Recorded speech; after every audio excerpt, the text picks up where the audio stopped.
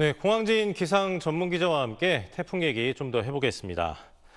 홍 기자, 태풍 위력이 대단한데 지금도 이 비바람이 전혀 약해지지가 않는 것 같네요. 그러게요. 아까 이제 우리가 가거도도 연결해봤고, 예. 또 군산도 연결해봤고, 목포도 연결해봤는데 역시 바람이 강합니다. 물론 이제 지금 나가 있는 곳들이 이제 가거도 같은 경우는 방파제 앞 아닙니까? 방파제가 파도를 막는 것이기 때문에 실제보다는 조금 현상이 좀 낮게 보일 수 있어요. 이제 방파제 쪽으로 가면 사실 위험하니까 못 가죠. 그 정도로 지금 강하게 불고 있는데 태풍의 위력이 어마무지하게 강한데도 불구하고 어제보다는 조금 약해졌어요. 그러니까 어제는 시속 한 170km 정도의 중심 부근에서 바람이 불었는데 매우 강한 태풍이었는데 현재는 140km 정도까지 초속 한 39m 정도로 조금 낮춰졌고요.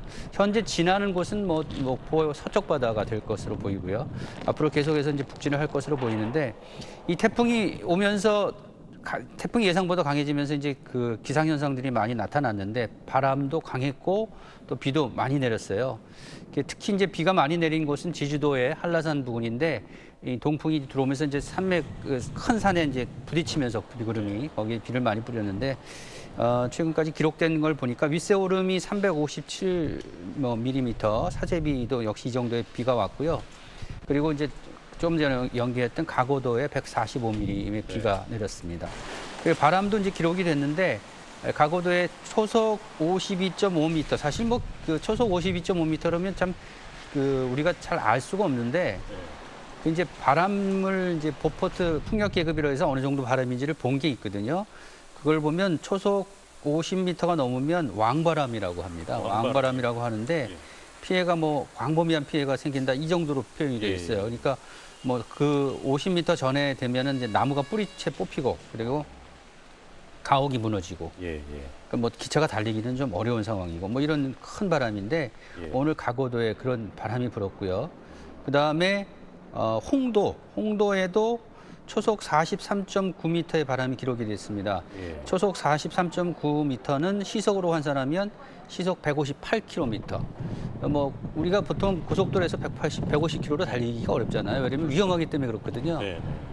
자동차가 그 정도로 와서 다 부딪히는 그 충격량을 바람이 보여주는 거거든요. 그래서 보통 초속 50m 안팎의 바람이 불고 40m 바람이 불면 우리가 보통 단단하다고 생각하는 것 중에 강철이 있지 않습니까? 강철도 휘어요. 바람이 와서 부딪히면. 그러니까 오늘 기록되고 있는 가고도의 바람, 홍도의 바람이 강하기 때문에 주의를 충분히 하시는 게 좋은데 다만 이제 우리가 고려할 것은 태풍의 중심에서 바람이 강하게 불거든요. 그러니까 태풍에서 조금씩 멀어질수록 바람이 좀 약해지는 그런 걸 보입니다. 그러니까 이번 태풍이 서해를 따라 쭉 올라가기 때문에 그 서해안에는 태풍에 대한 대비를 좀 하셔야겠습니다. 그렇군요. 태풍 올 때 비행기가 결항되고 배가 운항하지 못하고 이런 얘기는 늘 듣는 건데 철도까지 이제 그렇죠. 기차까지 이제 운항이 이제 저희는 우리의 경우 이제 철도가 멈춘 경우는 이제 거의 없는데 사실 이제 우리가 일본 뉴스를 많이 봤잖아요. 일본 뉴스를 보면 신칸센이 움직이지 않는다. 철도가 움직이지 않는다는 걸 보죠. 그러니까 왜냐면 우리는 태풍의 중심이 들어오는 경우가 그렇게 많지 않은데 일본은 태풍 중심이 지나는 경우가 많거든요. 태풍 중심이 지나가게 되면 아까 좀 전에도 말씀드렸듯이 초속 50m의 바람이 불게 되면 철탑이 휘는데 달리는 자동차 말하자면 기차가 150km, 200km 달리고 있는데 150km 되는 기차가 와서 부딪히는 거거든요.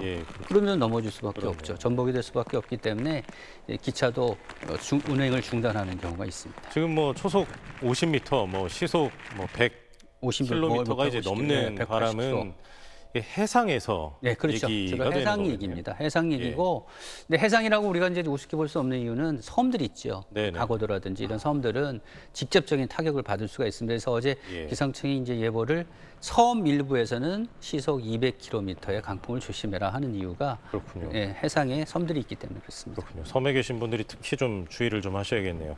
지금 태풍 위치 얘기를 좀 해보면 제주는 일단 지났죠? 그렇죠. 제주는 이제 오늘 새벽 2, 3시쯤에 이제 서쪽을 지난 걸로 보이고요. 지금 태풍의 속도가 1시간에 한 45km. 그러니까 새벽만 해도 한 30km 되었는데 조금 더 빨라졌어요. 그래서 이동이 좀 빠를 것으로 보이는데 계속 서해를 따라서 올라갈 것으로 보이고요.